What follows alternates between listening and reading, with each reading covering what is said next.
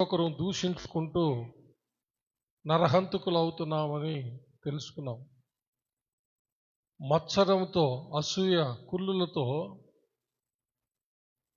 ఒకరిని ఒకరు ద్వేషించుకుంటూ అసలైన విషయాన్ని మర్చిపోయాము అని తెలుసుకున్నాం. ఏమిటి అసలైన విషయము? మనకు కావలసిన వాటిని దేవుని యొద్ద అడిగి పొందుకునేటటువంటి విషయం అది ఎటో వెళ్ళిపోయింది. దేని కారణంగా? ఈ యొక్క పోరాటాలు, జగడాలు, యుద్ధములు, మనలో ఉన్న మన ఆత్మకు మన శరీరానికి మధ్య జరుగుతున్న యుద్ధం, పోరాటము, మన ఇళ్లల్లో చుట్టుపక్కల వాళ్ళతో ఉన్నటువంటి యుద్ధాలు, పోరాటాలు, వాటి వలన మనము అసలైన విషయం, మనకు అవసరమైన వాటిని, మనకు కావలసిన వాటిని దేవుని యొద్ద అడిగి పొందుకొని మనం తృప్తిగా ఉండాలి కదా. ఒకరిని చూచి మనం మత్సరపడితే ఎలాగో అని ఆలోచించలేకపోతున్నారు అన్నమాట. ఒకవేళ ఎవరైనా అడిగితే వారి భోగముల నిమిత్తమే అడుగుతున్నారంట. అందుకని దేవుడు యాకోబు ద్వారా దేవుని యొక్క ఆత్మ లేక పరిశుద్ధాత్మ చాలా ఖచ్చితమైన హెచ్చరిక ఇవ్వడం జరిగింది. ఇక్కడ 4వ వచనంలో, వ్యభిచారులారా, ఈ లోక స్నేహము దేవునితో వైరమని మీరు ఎరుగురా.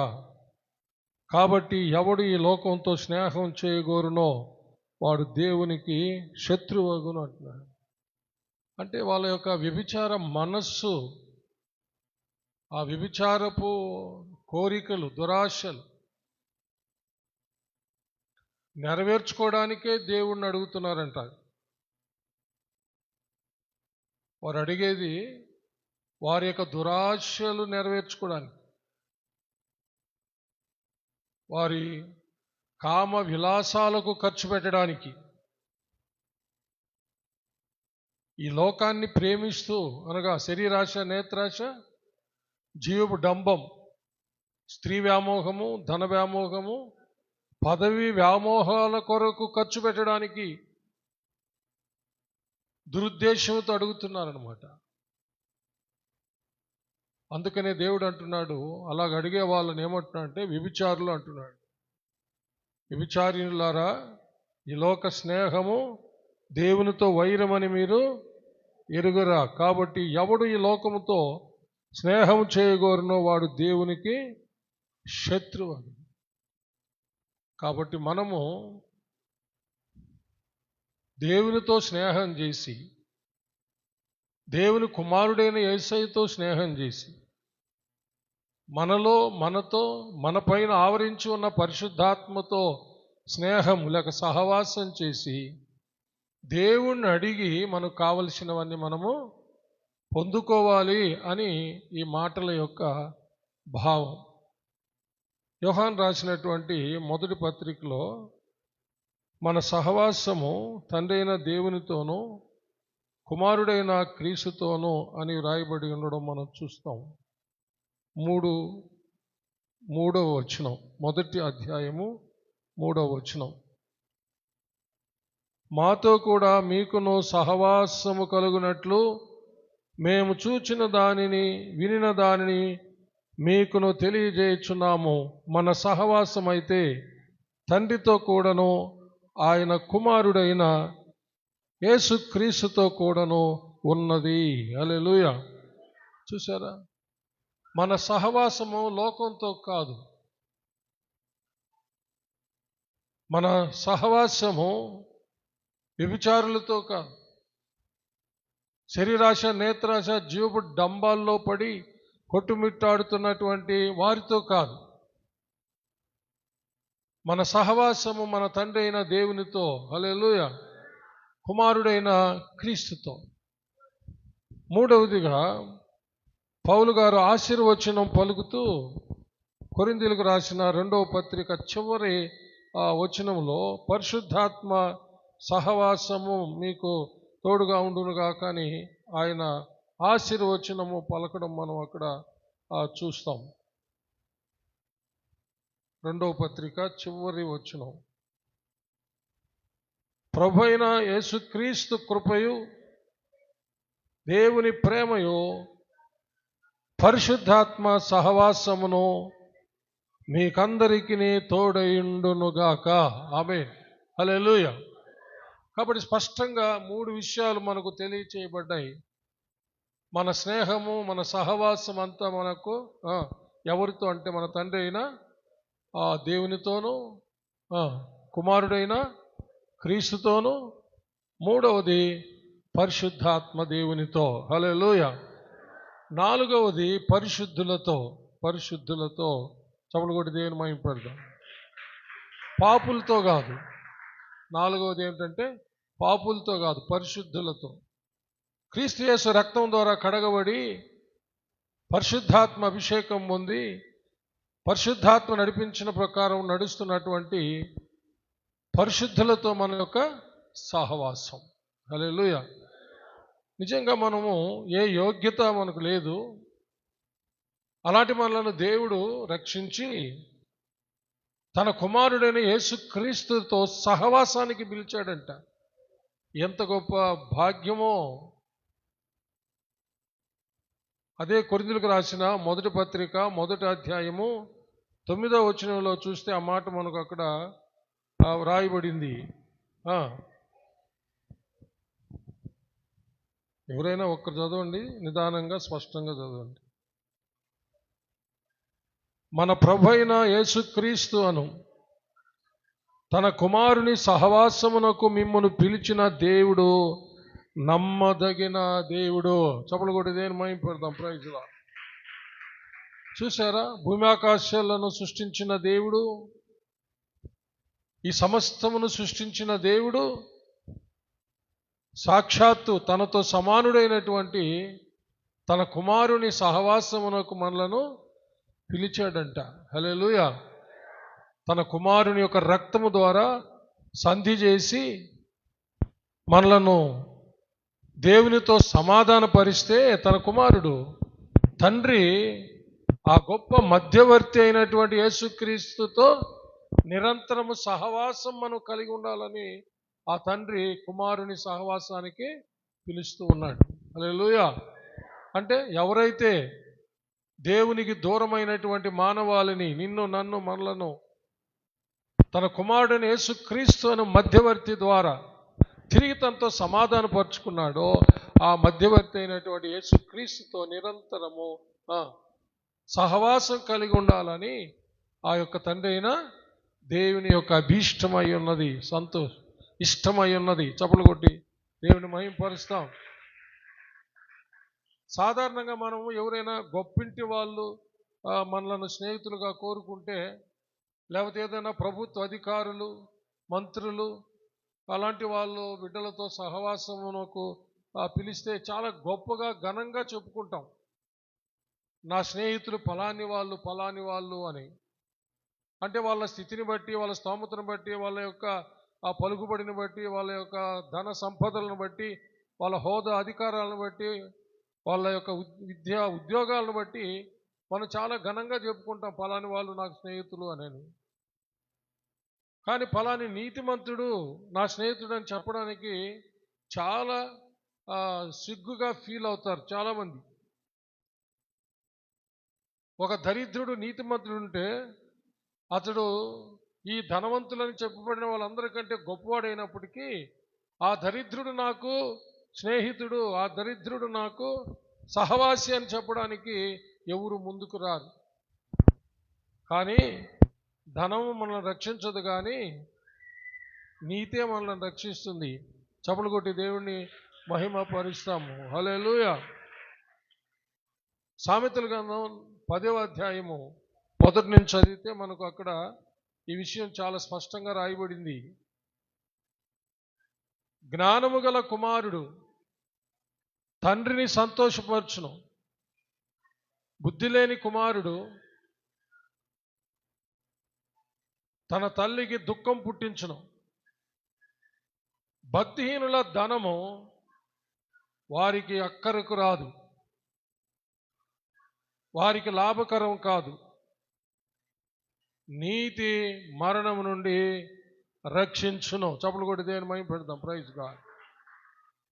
అంటే ధనము లాభకరం కాదు, నీతి లాభకరం. చప్పలు కొట్టి దేవుని మహిమ పెడదాం. ప్రైజ్ లా. అంటే దీన్ని సంపూర్ణంగా అర్థం చేసుకోవాలంటే ధనము మరణము నుంచి రక్షించలేదు, నీతి మరణము నుంచి రక్షిస్తుందని దీని అర్థం. కానీ ఒక నీతిమంతుడైన దరిద్రుడితో ఎవరు కూడా సహవాసం చేయడానికి ఇష్టపడరు. కోట్ల కొలది రూపాయల కంటే, లక్షల కొలది, కోట్లాను కోట్ల రూపాయల కంటే, ఈ సమస్త విశ్వంలో ఉన్న ఆస్తిపాస్తుల కంటే గొప్పది నీతి. హల్లెలూయా. కానీ ఒక దరిద్రుడు అది కలిగి ఉంటే వాడితో ఎవరు స్నేహం చేయరు, కానీ ధనవంతులతోనే స్నేహం చేయడానికి ఇష్టపడుతూ ఉంటారు. కానీ ఆ ధనము రక్షించదు, నీతి మనలను రక్షిస్తుంది. హల్లెలూయా. కాబట్టి మన జీవితంలో మన సహవాసము తండ్రి అయిన దేవునితో,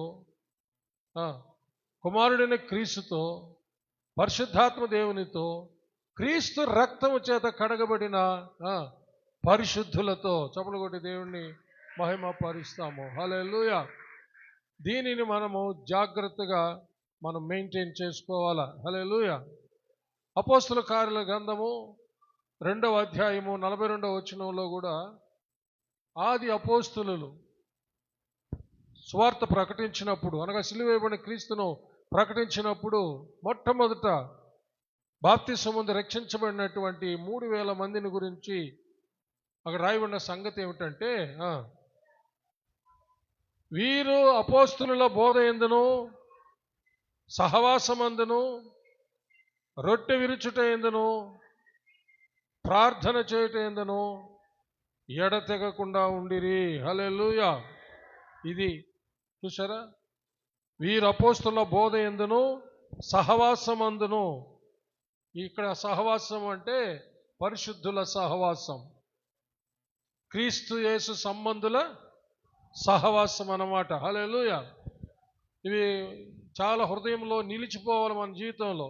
మన సహవాసము తండ్రి అయిన దేవునితో, కుమారుడైన క్రీస్తు యేసుతో, పరిశుద్ధాత్మ దేవునితో, క్రీస్తు యొక్క రక్తముతో కడగబడిన పరిశుద్ధులతో సహవాసం. హల్లెలూయా. దీనిని మనం ఎల్లప్పుడూ మనము కలిగి ఉండాలి ప్రియులరా. హల్లెలూయా. అప్పుడే మన జీవితంలో మనము దేవుణ్ణి ఏమడిగినా కూడా అది మనకు అనుగ్రహించబడుతుంది. ఏమడిగినా అంటే, ఈ సహవాసం కలిగిన వాళ్ళు దురుద్దేశంతో ఏదైనా అడగగలుగుతారా? తండ్రితో సహవాసం కలిగిన వాళ్ళు, కుమారునితో సహవాసం కలిగిన వాళ్ళు, పరిశుద్ధాత్మతో సహవాసం కలిగిన వాళ్ళు, పరిశుద్ధ జనులతో సహవాసం కలిగిన వాళ్ళు, దురాశతో, జారత్వంలో ఉన్నవాళ్ళు, వ్యభిచారంలో ఉన్నవాళ్ళు, శరీరాశ, నేత్రాశ, జీవు డంబాలనే లోకంతో సహవాసం చేసే వాళ్ళలాగా అడగగలుగుతారా? అడగగలుగుతారా? మిమ్మల్ని అడిగేది. అడగలేరు. హల్లెలూయా. ఎందుకంటే ఈ సహవాసములోనికి దుష్టుడు ప్రవేశించలేడు. హల్లెలూయా.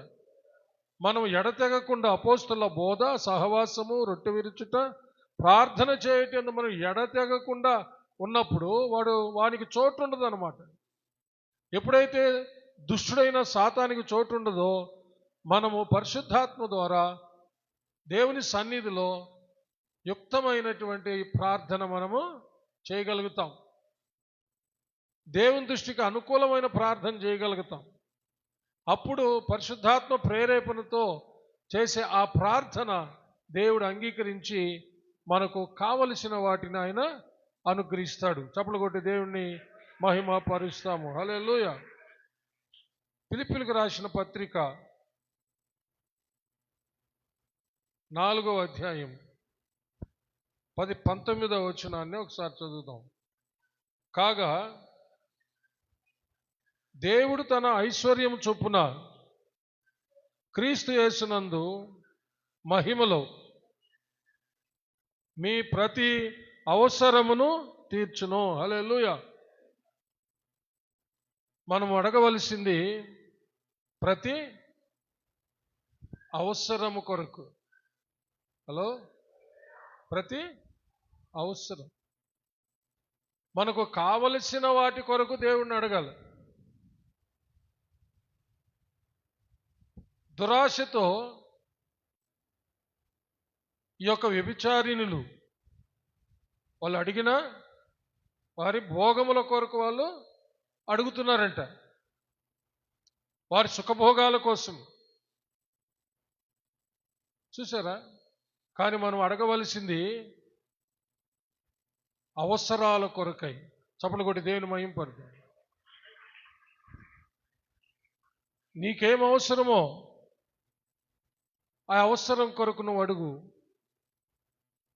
అది తప్పకుండా నీకు అనుగ్రహించబడుతుంది. ఎప్పుడంటే నీవు తండ్రి అయిన దేవునితో సహవాసం ఉన్నప్పుడు, కుమారుడైన క్రీస్తుతో సహవాసం ఉన్నప్పుడు, పరిశుద్ధాత్మతో సహవాసం ఉన్నప్పుడు, పరిశుద్ధులతో సహవాసం ఉన్నప్పుడు, అపోస్తుల బోధ సహవాసం, రొట్టె విరుచుట, ప్రార్థన చేయటందు ఎడతెగకుండా ఉండి దుష్టునికి చోటు లేకుండా నీవు జాగ్రత్తగా జీవించేటప్పుడు నీవులో నివసిస్తున్న పరిశుద్ధాత్మ ద్వారా నీవు చేసేటటువంటి ప్రార్థన యుక్తమైన ప్రార్థన, యోగ్యమైన ప్రార్థన, అది దేవుడు అంగీకరించి మనకు సహాయము చేస్తాడు. అదే రోమిలకు రాసిన పత్రిక 8వ అధ్యాయము 26వ వచనంలో రాయబడినటువంటి విషయం. అటువలే ఆత్మయు మన బలహీనతలను చూచి సహాయము చేయుచున్నాడు. ఏలయనగా మనము యుక్తముగా ఎలాగూ ప్రార్థన చేయవలెనో మనకు తెలియదు గాని ఉచ్చరింప శక్యము గాని మూలుగులతో ఆ ఆత్మ తానే మన పక్షముగా విజ్ఞాపనము చేయును. హల్లెలూయా. నిజంగా మనకు యుక్తంగా ప్రార్థన చేయడం రాదండి, రాదు. పరిశుద్ధాత్మ అభిషేకం లేకుండా ఎవరే కానీ యుక్తమైన ప్రార్థన చేయలేదు. కొన్ని సందర్భాల్లో వాక్యం చెప్పిన తర్వాత వాక్యానుసారంగా ఆరాధన చేయమంటాం. అంటే ఆరాధన మెసేజ్ ఇచ్చిన తర్వాత, మెయిన్ మెసేజ్ అయిన తర్వాత వాక్యానుసారంగా ప్రార్థన చేయమని చెప్తాం. కరెక్ట్గా విన్న వాక్యాన్ని బట్టి ఎవరు ప్రార్థన చేయగలరు, ఎవరు ఆరాధన చేయగలరు అంటే పరిశుద్ధాత్మ అభిషేకం పొందిన వాళ్ళు మాత్రమే కరెక్ట్గా వాక్యానుసారంగా స్తుతించడం కానీ వాక్యానుసారంగా ప్రార్థించడం కానీ జరుగుతుంది. హల్లెలూయా. అలాగే విజ్ఞాపన మనవులు చేసేటప్పుడు అంశాలు చెప్తాం, కొన్ని అంశాలు చెప్తాం. అంశాలు చెప్పిన అంశం ఎట్టబోతుందో వేరే ఏమేమో విజ్ఞాపనలు చేస్తాం. దానికి కూడా కారణం ఇదే. ఏంటి? పరిశుద్ధాత్మ అభిషేకము లేకపోవడం. ఒకవేళ ఉన్నా ఆర్పేసుకొని ఉండడం. ఒకవేళ పరిశుద్ధాత్మను పొందుకున్నా కానీ ఆర్పేసుకొని ఉండడం. లేకపోతే దైవజనుడు ఒక కోణంలో మాట్లాడుతుంటే కూర్చొని వాళ్ళు ఇంకొక కోణంలో ఆలోచించడం, ఇంకొక కోణంలో, లేదా ఇంకొక భాగాన్ని చదువుతూ ఆ కీర్తనలోనే లేక ఆ వాక్యంలోనే ఇంకొక భాగాన్ని చదువుతూ దాని గురించి ఆలోచిస్తూ ఇక్కడ నిలబడిన దైవజనుడు ఆత్మ ప్రేరేపణతో మాట్లాడే సంగతులను వినలేకపోవడం.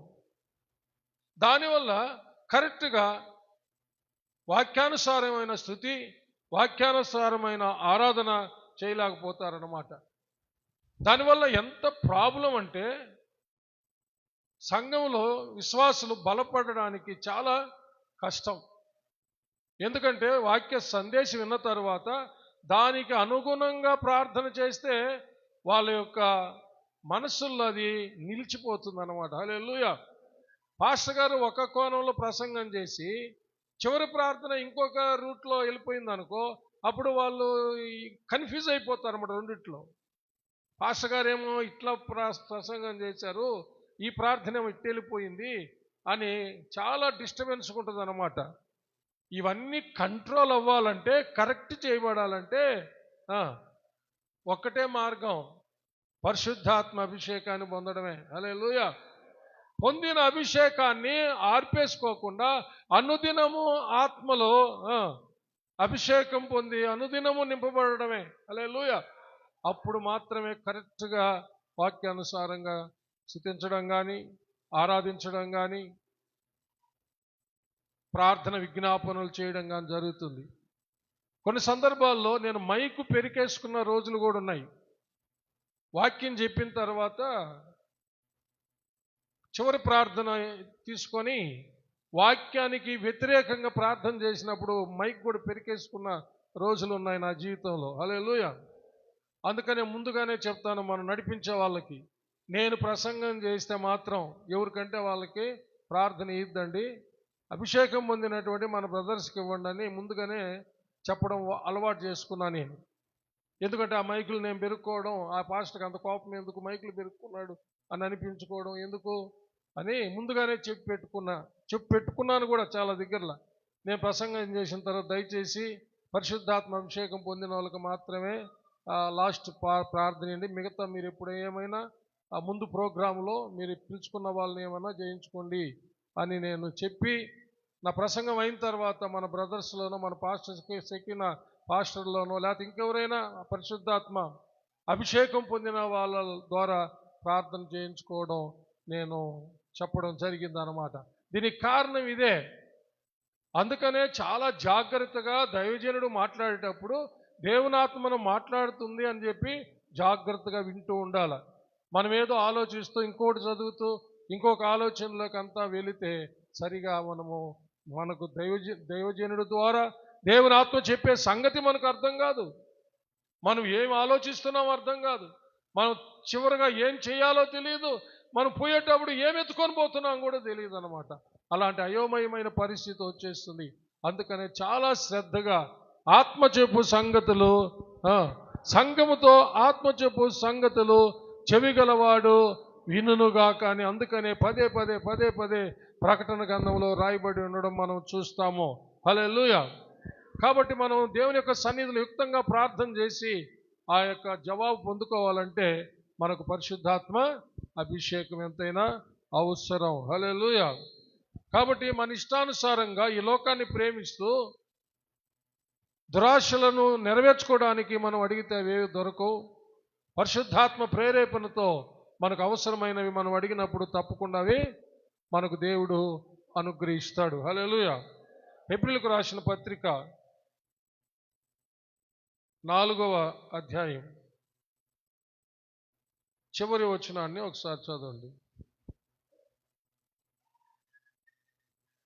గనుక మనము కనికరింపబడి సమయోచితమైన సహాయము కొరకు కృప పొందినట్లు ధైర్యముతో కృపాసనమునొద్దకు చేరుదము. హల్లెలూయా. చప్పలు కొట్టి దేవుణ్ణి మహింపడదాం. Praise the lord.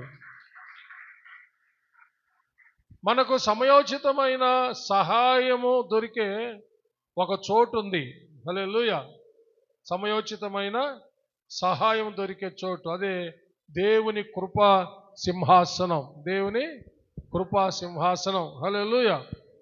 ఆ దేవుని కృపా సింహాసనంలో ఉన్న దేవుడు ఎవరంటే మన ప్రభు అయిన యేసుక్రీస్తే. హల్లెలూయా. ఆయనే కృపామయుడు. దేవునికి మహిమ కలుగును గాక. మన కొరకు ఎవరైతే ప్రాణాన్ని త్యాగం చేశారో, హల్లెలూయా, ఎవరైతే మనల్ని రక్షించారో ఆయనను దేవుడు హెచ్చించి ఒక సింహాసనం మీద, ఆయనను అన్ని సింహాసనాల కంటే పై సింహాసనం మీద ఆయనను కూర్చుండబెట్టాడు. హల్లెలూయా. ఆ సింహాసనానికి అనేక పేర్లు ఉన్నాయి. వాటిలో ఒక పేరు కృప సింహాసనం. చప్పలు కొట్టి దేవుణ్ణి మహిమ పరుస్తాం. హల్లెలూయా. ఆ కృపా సింహాసనాన్ని మనం ఎప్పుడైనా సరే ఆశ్రయించవచ్చు అన్నమాట. హల్లెలూయా. అప్పుడు సమయోచితమైన సహాయము దొరుకుతుంది. హల్లెలూయా. కాబట్టి మనము దేవుని యొక్క సన్నిధిలో ప్రతి అవసరత కొరకు మనము అడగచ్చు దేవుని ఆత్మ ప్రేరేపణతో. రెండవది, సమయోచితమైన సహాయం కొరకు మనం దేవుణ్ణి కరుణించమని అడగాల. హల్లెలూయా. సమయోచితమైన సహాయం అంటే ఒక ఇల్లు కట్టుకుంటా ఉన్నాము, సిద్ధం చేసుకున్న డబ్బులు అయిపోయినాయి, ఇంకా మిగతా పనికి డబ్బులు కావాలి. అప్పుడు ప్రభువా, ఇంతవరకు ఉన్న డబ్బు అయిపోయింది, ఇప్పుడు మాకు సమయోచితమైన సహాయం దయచేయండి, కరుణించండి అంటే దేవుడు సమయోచితంగా సహాయం చేస్తాడు. హల్లెలూయా. తర్వాత ఎవరికైనా పెళ్ళిళ్ళు పెట్టుకున్నాం, కార్యాలు జరుగుతున్నాయి, సమకూర్చుకున్న ధనం అయిపోయింది, ఇంకెంతో అవసరం ఉంది. అప్పుడు కృపా సింహాసనాన్ని ఆశ్రయించి, ప్రభువా, ఇంతవరకు మీరు ఇచ్చినటువంటి ధనంతో అనేక పనులు చేసుకున్నాం, ఇప్పుడు ఈ పనులు ఉన్నాయి, వాటికి సహాయం కావాలి అని కృపా సింహాసనాన్ని ఆశ్రయించినప్పుడు సమయోచితంగా దేవుడు సహాయం చేస్తాడు. హల్లెలూయా. దేవునికి మహిమ కలుగును గాక. ఒక చిన్న ఎగ్జాంపుల్ చెప్తాను మా జీవితంలో జరిగినటువంటిది. మా మేరీ యశోద అక్క, మెడ్రాసులో అక్క చనిపోయిన తర్వాత మా అక్కకు ఒక ప్లాట్ ఉండింది. అది మా అమ్మ పేరును, మా అక్క తర్వాత మా అమ్మకు అది వచ్చేటట్టు ఉన్నిందనమాట. దానిని మేము చాలా ప్రయత్నించాం, దానిని అమ్మి దాని సొమ్ము చేసుకొని మేము వచ్చేసేయాలని. కానీ అనేక ఆటంకాలు జరుగుతూ ఉన్నాయన్నమాట. ఎన్నో ప్రయత్నాలు చేశాం దానిని. ఇంకా ఆఖరికి ఒక వ్యక్తి ఆ ప్లాట్ తీసుకొని దాన్ని కొనుక్కుంటానన్న అతను ఆ కాగితాలు అతని దగ్గరనే, డాక్యుమెంట్స్ అతని దగ్గరే పెట్టుకొని అతను బెడ్ రిడన్ అయిపోయాడు, హాస్పిటల్ అడ్మిట్ అయిపోయాడు అనమాట. ఇంకా కంప్లీట్గా హోప్స్ వదిలేసుకున్నాం, ఇంకా పోయింది ఆ ప్లాట్ అని. ఆ సమయాల్లో సందీప్ ఏదో పని మీద మెడ్రాస్కి వెళ్తే అక్కడ మనకు తెలిసిన అతను, ఆయన ఆ అడ్మిట్ అయినటువంటి ఆయన భార్య ఇప్పుడే గనక వాళ్ళ అమ్మని తీసుకొని వచ్చేస్తే, మేరీ యశోద వాళ్ళ అమ్మని, అది రిజిస్ట్రేషన్ చేసుకుంటామని చెప్పి వాళ్ళు చెప్పారనమాట. అప్పుడు సందీప్ అక్కడే ఉండి మా అమ్మను అక్కడికి వచ్చి ఏర్పాటు చేసుకొని దాన్ని కరెక్ట్గా దాన్ని అమ్మేసి ఆ డబ్బులు తీసుకొచ్చుకున్నాం. హల్లెలూయా. ఆ సమయంలో మేము సంపత్తుకు పెళ్లి పెట్టుకున్నాం అనమాట. పాస్టర్ దగ్గర డబ్బులు ఏడు ఉంటాయి, పాస్టర్ దగ్గర దేవునికి సమర్పించుకొని సేవ చేస్తూ ఉన్నాను నేను. ఆ సమయంలో ఆ డబ్బులు వచ్చాయి. ఆ డబ్బులు రాకముందే మన పాస్టర్ ఏం చేస్తుందంటే, ఇది మొదటి పెళ్ళి, వాళ్ళకి బట్టలు తీసేయాలా, వీళ్ళకి బట్టలు తీసేయాలా, వీళ్ళకి తీసేయాలా, వాళ్ళకి తీసేయాలా, అందరికి బట్టలు పెట్టకపోతే ఎట్ట అని చెప్పి ఏ డబ్బులు లేకుండానే మొదటి నుంచి మాట్లాడుతూ చేయిందనమాట. నేను గమ్ముగా వింటా ఉన్నా, ఇంత లిస్ట్ చెప్తా ఉందన్నమాట. వాళ్ళకి బట్టలు పెట్టాలా, వీళ్ళకి బట్టలు పెట్టాలా, మొదటి పెళ్ళి, నువ్వు అన్నదమ్ముడివి, ఇట్లా చెప్తా ఉందన్నమాట. నేను గమ్ముకున్న దేవుడు చూసుకుంటాడని. కరెక్ట్గా సంపత్ మ్యారేజ్ సమయానికి అంతకుముందు ఎంత ప్రయత్నించినా ఆ ప్లాట్ అమ్ముడు పోని ప్లాటు ఆ సమయంలో అది అమ్ముడు పోయింది. ఆ డబ్బులు తెచ్చుకొని సంపత్కి ఘనంగా మ్యారేజ్ చేసుకోగలిగాం. హల్లెలూయా. పాస్టర్ చెప్పినట్టు ఆమె చెప్పినట్టు అందరికీ ఆ బట్టలు ఏమేమి తీసేయాలనుకుంది అన్నీ ఆమె తీసిచ్చుకోగలిగింది. అంటే సమయోచితమైన సహాయం అంటే అలా ఉంటుంది. చప్పలు కొట్టి దేవుని మహిమపడదాం. Praise the lord. కాబట్టి మనము అనవసరంగా అవసరము లేని సమయాల్లో ఏమేమో అడిగితే అవన్నీ దేవుడు ఇవ్వడు. సరైన సమయంలో మన యొక్క అవసరతలని దేవుడు తీరుస్తాడు. అందుకని మొదట మనం ఆయన నీతిని, ఆయన రాజ్యాన్ని వెతకాలి, అప్పుడు అవన్నీ మనకు అనుగ్రహించబడతాయి. మరొకసారి గత వారం కూడా మనం ధ్యానించాము దాన్ని. మత్తయి సువార్త 6వ అధ్యాయము మళ్ళీ ఒకసారి మనము చదువుకుందాము. హల్లెలూయా. 30వ వచనం నుంచి, నేడుండి రేపు పొయ్యిలో వేయబడు అడవి గడ్డిని దేవుడి ఇలాగ అలంకరించిన ఎడల అల్ప విశ్వాసులారా, మత్తయి సువార్త 6వ అధ్యాయం 30 నుంచి చదువుతున్నాను. అల్ప విశ్వాసులారా, మీకు మరి నిశ్చయముగా వస్త్రములు ధరింపజేయను కదా, కాబట్టి ఏమి తిందుమో, ఏమి త్రాగుదమో, ఏమి ధరించుకుందుమో అని చింతింపకుడి. అన్యజనులు వీటన్నిటి విషయమై విచారింతురు. ఇవన్నీ మీకు కావాలనని మీ పరలోకపు తండ్రికి తెలియను. కాబట్టి మీరు ఆయన రాజ్యమును నీతిని మొదట వెదుకుడి, అప్పుడు అవన్నీ మీకు అనుగ్రహింపు. అన్నీ టోటల్గా అన్నీ. ప్రియులారా, దేవుడు నమ్మదగిన వాడు. హల్లెలూయా. అన్నీ నీకు కావలసినవన్నీ ఆయన అనుగ్రహిస్తాడు. ఆయన నీతిని, ఆయన రాజ్యాన్ని వెతుకు. హల్లెలూయా. దేవుని రాజ్యము భోజనం పానము కాదు, నీతి సమాధానం పరిశుద్ధాత్మ యందలి ఆనందమునై ఉన్నది. హల్లెలూయా. చప్పలు కొట్టి దేవుని మహిమపడదాం. కాబట్టి దేవుని రాజ్యాన్ని ఎతకడం అంటే నీతి, సమాధానము, పరిశుద్ధాత్మ యందలి ఆనందం, అంతేగాని భోజనము పానము కాదు. కాబట్టి దేవుని నీతిని, దేవుని యొక్క రాజ్యాన్ని, దేవుని సన్నిధిలో సమాధానాన్ని మనం వెతికి వెంటాడాలి. హల్లెలూయా. అప్పుడు మనకు కావలసినవన్నీ ఆయన చూసుకుంటాడు. కాబట్టి ఏమి తింటామో ఏం చేస్తామో అని చింతిస్తూ కూర్చుంటే కూడా ఏం జరగదు. చింత యావత్తు ఆయన మీద వేసి మెలకువగలిగి ప్రార్థిస్తూ ఆయన నీతిని, ఆయన రాజ్యాన్ని మొదట మనం వెతకాల. హల్లెలూయా. అదే పేతురు రాసిన మొదటి పత్రిక 5వ అధ్యాయము 7వ వచనంలో ఉన్న వాక్యం కూడా అదే. కనుక మీ చింత యావత్తు ఆయన మీద వేయుడి, నిబ్బరమైన బుద్ధి గలవారై మెలకువగా ఉండుడి చాలు. హల్లెలూయా. చూసారా, మన చింత యావత్తు ఆయన మీద వేయాలి. ఎందుకంటే ఆయన మన కోసం చింతిస్తున్నాడంట. ఆ ముందే రాసి ఉంటుంది, ఆయన మన కోసం చింతిస్తూ ఉన్నాడు. చప్పలు కొట్టి దేవుని మహిమ పెడతాం. నన్ను గురించి ఎవరు పట్టించుకోలేదు, నన్ను గురించి ఎవరు ఆలోచించడం లేదు అని నువ్వు దిగులు పడాల్సిన అక్కర్లేదు. హల్లెలూయా. నిన్ను గురించి ఎవరు పట్టించుకోకపోయినా, నిన్ను గురించి ఎవరు చింతించకపోయినా, నిన్ను గురించి ఎవరు ఆలోచించకపోయినా, నీవు నమ్మిన దేవుడు నమ్మదగిన దేవుడు. హల్లెలూయా. నిన్ను గురించి ఆయన చింతిస్తూ ఉన్నాడు. చప్పలు కొట్టి దేవుని మహిమ పెడతాం. చింత యావత్తు ఆయన మీద వేసి నిబ్బరమైన మెలకువ కలిగి ప్రార్థన చేస్తా ఉండు. హల్లెలూయా. ఆయన నీ కోసం చింతిస్తూ ఉన్నాడు. ఎవరు పట్టించుకోలేదని వేదన పడబాకు. అందుకనే ప్రియమైన సహోదరి సహోదరులారా, దేవుని యొక్క వాక్యాన్ని జాగ్రత్తగా అర్థం చేసుకొని, హల్లెలూయా, మన జీవితాల్లో మనము అడుగుతున్నాం. ఏం అడుగుతున్నాం? ఎందుకు పొందుకోలేకపోతున్నాం? మీరు అడిగినను మీ భోగముల నిమిత్తం అడుగుతున్నారు కాబట్టి మీకేమీ దొరకట్లేదు. కాబట్టి మన జీవితాల్లో మనం సమయోచితమైన సహాయం కొరకు పరిశుద్ధాత్మ దేవుని నడిపింపుతో దేవుని కృపా సింహాసనాన్ని ఆశ్రయించినప్పుడు సమయోచితమైన సహాయం జరుగుతుంది.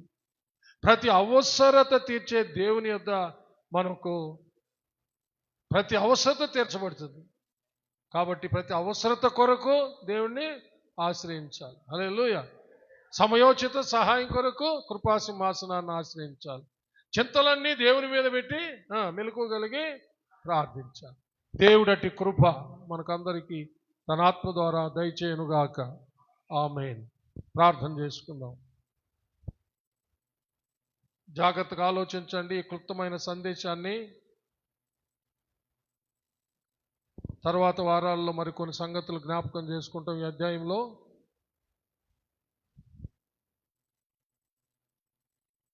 అందరూ ప్రతి ఒక్కరూ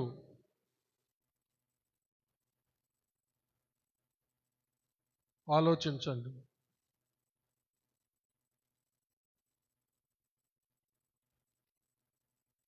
నీ అవసరతల కొరకు అడుగుతున్నావా, లేక నీ విలాసాల కోసం అడుగుతున్నావా? దురుద్దేశంతో అడుగుతున్నావా? నీ సుఖభోగాల కోసం అడుగుతున్నావా? ఒకరిని చూసి అసూయపడుతూ అడుగుతున్నావా?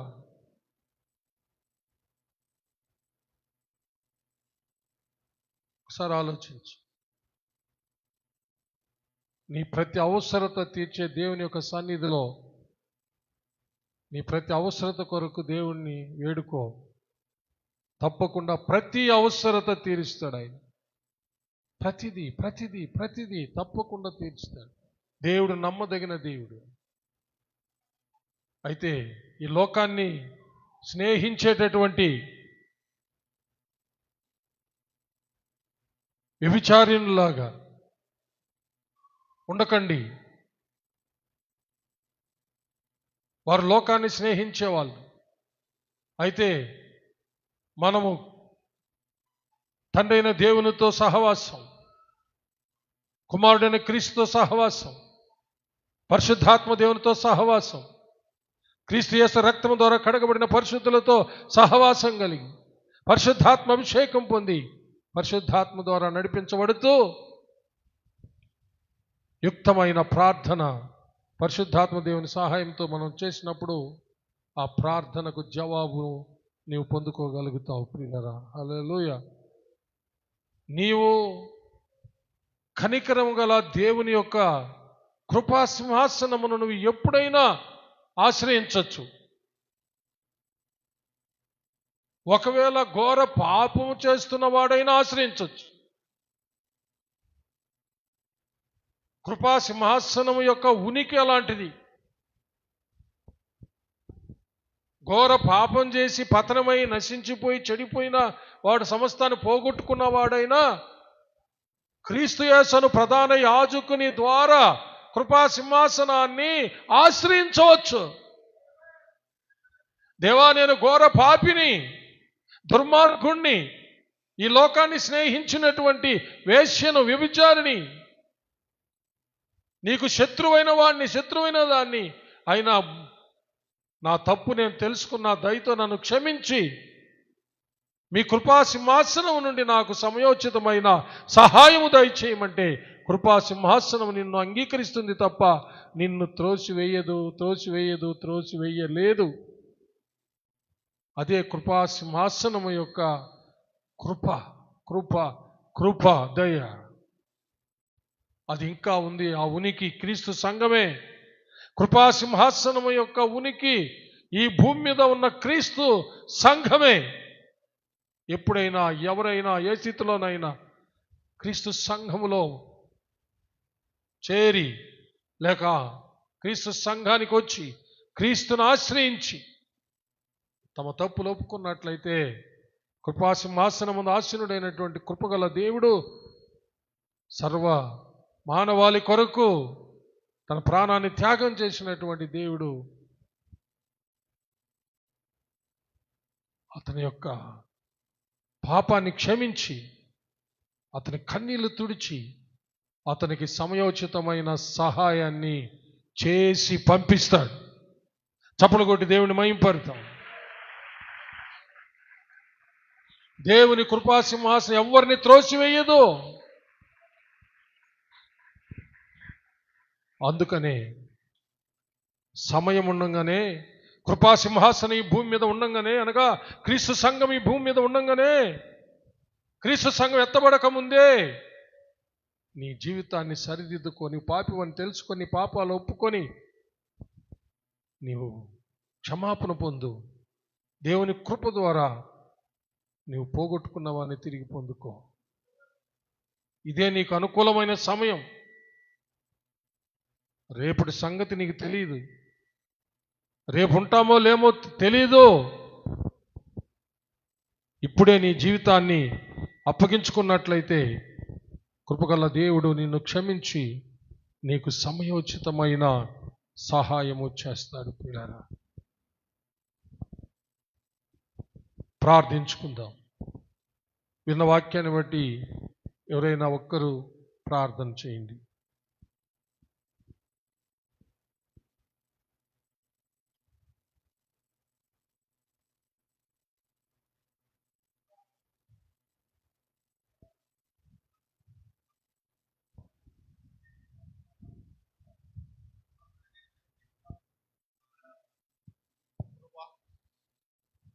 దేవా స్తోత్రం నాయన. ఇదిగో తండ్రి, మా అక్రతలను బట్టి ప్రభువా స్తోత్రం నాయన, మా భోగ హెచ్చలను బట్టి ప్రభువా ఇదిగో తండ్రి మేము గర్వించుకుంటా ప్రభువా, మాకు ఏదైతే అక్రత ఉన్నదో ప్రభువా స్తోత్రం నాయన, మేము బ్రతకడానికి ప్రభువా స్తోత్రం నాయన, మీ వాకి లేఖనాలు ఎలా అవసరమై ఉన్నదో ప్రభువా అదే రీతిగా ప్రభువా మేము బ్రతకడానికి ప్రభువా మీరు ఇచ్చిన కృపను బట్టి నీకు వేలాది స్తుతులు స్తోత్రాలు చెల్లించుకుంటాం దేవా స్తోత్రం నాయన. తండ్రి నీకే స్తోత్రం నాయన. ప్రభువా ఇదిగో ప్రభువా ఈ రాత్రికాల సమయంలో తండ్రి మీరు మాతో స్పష్టంగా మాట్లాడినారు ప్రభువా స్తోత్రం నాయన. అక్రత సమయంలో ప్రభువా స్తోత్రం నాయన మీ కృపా సింహాసనం వద్ద చేరి ప్రభువా మేము ప్రార్థన చేయగా ప్రభువా స్తోత్రం నాయన మీరు అద్భుత రీతిగా ప్రభువా స్తోత్రం నాయన కరుణగల దేవా స్తోత్రం నాయన మీరు కరుణించి ప్రభువా మాకు ఏ సమయంలో అక్రత ఉన్నదో ప్రభువా అట్టి అక్రతలన్నీ తీరుస్తున్న దేవానికి వేలాది స్తుతులు స్తోత్రాలయ స్తోత్రం ప్రభువా. తండ్రి నీకే స్తోత్రం నాయన. స్తోత్రం ప్రభువా. మేము కష్టకాలాల్లో ఉన్నప్పుడు ప్రభు మమ్మల్ని ఆదుకున్న దేవుడు అయిన దేవా స్తోత్రం నాయన. తండ్రి నీకు వేలాది స్తుతులు స్తోత్రాలు చెల్లించుకున్నాం నాయన. మేము గర్వించకుండా ప్రభా స్తోత్రం నాయన తండ్రి, తగ్గించుకున్న వారమై ప్రభా మీ కృపా సింహాసనం మీద మోకరిల్లి ప్రభా మీకు ప్రార్థన చేయగా ప్రభా స్తోత్రం నాయన మా అక్కరతలన్నీ మీరు తీరుస్తున్నందుకు నీ వేలాది స్తుతులు స్తోత్రాలయ. స్తోత్రం ప్రభా స్తోత్రం నాయన. మేము గర్వించే వారం కాకుండా ప్రభా స్తోత్రం నాయన మీ ప్రేమలో ప్రభా స్తోత్రం నాయన మీతో సమాధానము కలిగి ప్రభా స్తోత్రం నాయన పరిశుద్ధ సహవాసము కలిగి ప్రభా స్తోత్రం నాయన స్తోత్రం నాయన మీ రొట్టె విరిచేటందుకు ప్రభా ప్రార్థించేటందుకు ప్రభా ఎడతెగక ప్రభా మేము తండ్రి నాయన కలిసి ఉండి ప్రభా పరిశుద్ధులతో చేరి ప్రభా మిమ్మల్ని స్తుతించడానికి తండ్రి నాయన మాకు కృప దయచేయి దేవా స్తోత్రం నాయన. ఆ రీతిగా మేము బ్రతికితే ప్రభా స్తోత్రం నాయన మీ కృప మాకు ఎన్నడూ తోడుగా ఉంటుంది ప్రభా స్తోత్రం నాయన. మమ్మల్ని విడిచిపెట్టే దేవుడు కాదు ప్రభా మీరు తండ్రి నాయన స్తోత్రం నాయన. అక్కరత సమయంలో ఆదుకునే దేవుడు అయి ఉన్నారు దేవా స్తోత్రం నాయన. ప్రతి అవసరతలోనూ మీ సహాయం మాకు అవసరమై ఉన్నది దేవా స్తోత్రం స్తోత్రం నాయన స్తోత్రం ప్రభా. మేము గర్వించే వారముగా ఉండకూడదు ప్రభా స్తోత్రం నాయన. మీరు మాతో స్పష్టంగా మాట్లాడినారు ప్రభా స్తోత్రం నాయన. ఈ రాత్రి కాల సమయంలో ప్రభా మీ వాక్య లేఖనాల ద్వారా తండ్రి నాయన మా మనసులు తండ్రి కదిలించినందుకు ఈ వేలాది స్తుతులు స్తోత్రాలయ స్తోత్రం ప్రభా. మీ చిత్తాన్ని తండ్రి నాయన మా జీవితాల్లో నెరవేర్చమని ప్రాధాయపడుతున్నామయా స్తోత్రం నాయన. కరుణ గల దేవా స్తోత్రం నాయన. కనికరించి ప్రభా స్తోత్రం నాయన మా అక్కరతలన్నింటినీ తీర్చి ప్రభా స్తోత్రం నాయన మేము స్వతంత్రములుగా తండ్రి నాయన సన్నిధానంలో చేరి ప్రభా స్తోత్రం నాయన స్తుతించడం భాగ్యాన్ని మాకు దయచేయి దేవా స్తోత్రం నాయన స్తోత్రం నాయన. ఎవరికి రుణపడి ఉండకూడదు ప్రభా స్తోత్రం నాయన. కేవలము మీకే తండ్రి నాయన మేము రుణగ్రస్తులమైన ప్రభా స్తోత్రం నాయన. మిమ్మల్ని నిత్యం స్తుతించే బిడ్డలుగా ఉండేదానికి కృప దయచేయి దేవా స్తోత్రం స్తోత్రం నాయన. ఈ లోక యోచనలకు ప్రభా స్తోత్రం నాయన. ఈ లోక భోగాలకు మేము పాకుండా ప్రభా స్తోత్రం నాయన. లోకంతో తండ్రి నాయన మేము సహవాసం చేయకుండా ప్రభా స్తోత్రం నాయన. పరిశుద్ధమైన తండ్రి నాయన మీ సన్నిధానం తండ్రి పరిశుద్ధులతో సహవాసం చేసే ప్రభా అనునిత్యము మిమ్మల్ని స్తుతించే బిడ్డలుగా ఉండేదానికి కృప దయచేయమని ప్రభా స్తోత్రం నాయన. చేరిన ప్రతి బిడ్డను తండ్రి మీ మెండైన ఆశీర్వాదాలతో నింపమని ప్రభా స్తోత్రమైన స్తోత్రం నాయన. ఈ రాత్రి కాల సమయంలో మాతో మాట్లాడినందుకు నీకు వేలాది స్తుతులు స్తోత్రాలు చెల్లించుకుంటూ ఈ మనవులన్నింటినీ క్రీస్తు పేరు అడిగి వేడుకొంచున్నాము తండ్రి. ఆమేన్. నా ప్రాణమా యెహోవాను సన్నుతించుము, నా అంతరంగముననున్న సమస్తమా ఆయన పరిశుద్ధ నామమును సన్నుతించుము. నా ప్రాణమా యెహోవాను సన్నుతించుము, ఆయన చేసిన ఉపకారములలో దేనిని మరువకుము. ఆమేన్. మన పరమ తండ్రి అయిన దేవుని ప్రేమ, కుమారుడైన యేసుక్రీస్తు ప్రభుల వారి యొక్క కృప, పరిశుద్ధాత్మ దేవుని అన్యోన్య సహవాసము, సన్నిధి, కాపుదల, భద్రత, నడిపింపు ఇప్పుడు ఎల్లప్పుడూ సదాకాలము మీకందరికును మీ బిడ్డలకు మీ బిడ్డల బిడ్డలకు మీరు కలిగి ఉన్న సమస్తానికి తోడై దీవించి ఆశీర్వదించి కాచి కాపాడునుగాక. ఆమేన్ ఆమేన్ ఆమేన్. May God bless you all. Yesayya నామములో అందరికీ వందనాలు. ఒకరొకరు సమాధానం తెలుపుకొని వెళ్ళి క్రీస్తు ప్రేమలో జీవించండి. దేవుని నిత్య సమాధానం మీ అందరితో ఉండునుగాక. ఆమేన్. హల్లెలూయా.